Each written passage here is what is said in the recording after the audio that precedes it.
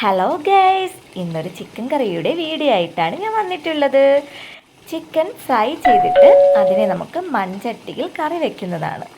ആദ്യം ചിക്കൻ നന്നായിട്ട് കഴുകി വൃത്തിയാക്കി അതിൽ നമുക്ക് മസാലക്കൂട്ടുകൾ ഓരോന്നായിട്ട് ചേർക്കാം.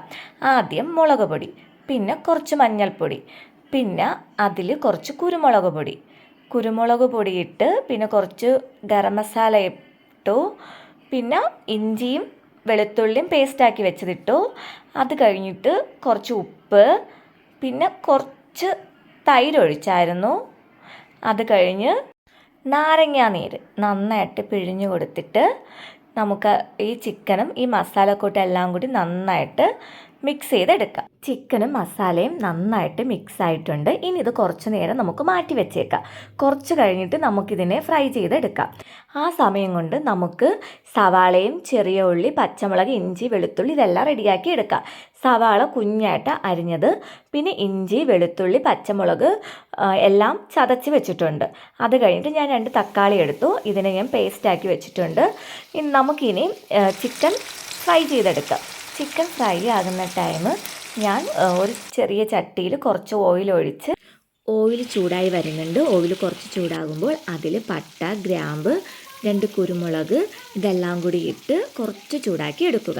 അത് കഴിഞ്ഞിട്ട് നമ്മൾ അരിഞ്ഞു വെച്ചേക്കുന്ന സവാള കുറേശ്ശെയായിട്ട് ഇതിൽ ഇട്ട് കൊടുക്കുക. എന്നിട്ട് കുറച്ച് ഉപ്പും കൂടി ഇട്ട് നന്നായിട്ട് മിക്സ് ചെയ്ത് ഒരടപ്പ് വെച്ച് മൂടി വെച്ച് കുറച്ച് കഴിയുമ്പം സവാളയൊക്കെ ചുമന്ന് വരുന്ന സമയത്ത് ഞാൻ ചതച്ച് വെച്ചേക്കുന്ന ചെറിയ ഉള്ളിയില്ലേ, അത്, പച്ചമുളക്, ഇഞ്ചി, വെളുത്തുള്ളിയുടെ പേസ്റ്റ് ഇത് രണ്ടും കൂടി ഇതിലിട്ട് നന്നായിട്ട് ഇളക്കി കൊടുക്കുക. ഇളക്കിയതിന് ശേഷം ഒരു അടപ്പ വെച്ച് മൂടി വയ്ക്കുക. കുറച്ച് കഴിഞ്ഞിട്ട് നമ്മൾ തുറന്നിട്ട് അതിലിനി മസാലക്കൂട്ടുകൾ ഓരോന്നായിട്ട് ചേർത്ത് കൊടുക്കുക. മുളക് പൊടിയും മല്ലിപ്പൊടിയും ഞാൻ കുറച്ച് ചൂടാക്കി നേരത്തെ മാറ്റി വെച്ചിട്ടുണ്ടായിരുന്നു. അത് ഇതിലോട്ട് ഇട്ട് കൊടുക്കുക.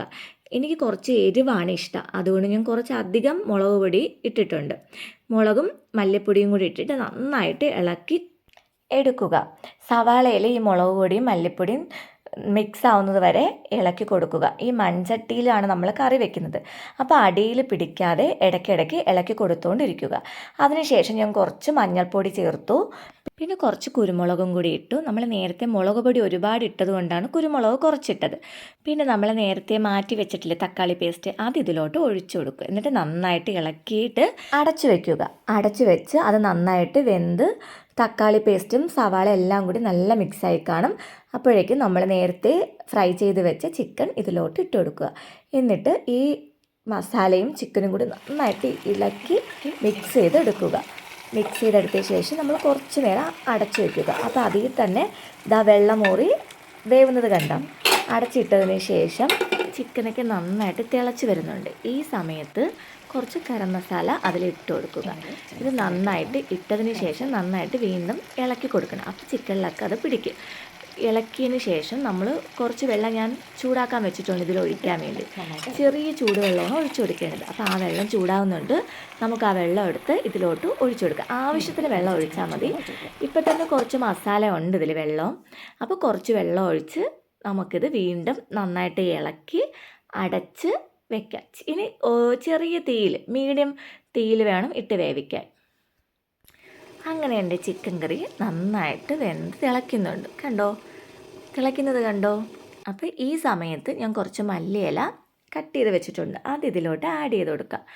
മല്ലിയില ഇടുമ്പോൾ തന്നെ നല്ല മണം വരുന്നുണ്ട് എൻ്റെ ചിക്കൻ കറിയുടെ. അത് ഇറക്കാറായി. ഈ സമയത്ത് ഞാനൊരു ഏലക്ക കുറച്ചിങ്ങനെ പൊളിച്ചിട്ട് ഇതിനകത്ത് ഇട്ട് കൊടുക്കുകയാണ്. കുറച്ചുകൂടി നല്ല മണം വരും. അങ്ങനെ എൻ്റെ ചിക്കൻ റെഡി ആയിട്ടുണ്ട്. എൻ്റെ കറി ഇഷ്ടപ്പെട്ടെങ്കിൽ എല്ലാവരും ലൈക്കും കമൻറ്റും ചെയ്യുക. ടാറ്റാ.